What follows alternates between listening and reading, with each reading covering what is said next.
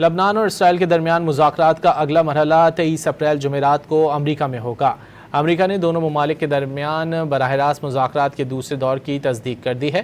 امریکی محکمہ خارجہ نے تصدیق کی ہے کہ واشنگٹن جمعرات کو لبنان اور اسرائیل کے درمیان مذاکرات کے دوسرے دور کی میزبانی کرے گا۔ لبنان اور اسرائیل کے درمیان براہ راست مذاکرات پہلی بار ہوں گے۔ گزشتہ ہفتے دونوں ممالک کے سفیروں کے درمیان دہائیوں بعد ملاقات ہوئی تھی۔ لبنان اور اسرائیل کے درمیان مذاکرات کا اگلا مرحلہ 23 اپریل جمعرات کو امریکہ میں ہوگا۔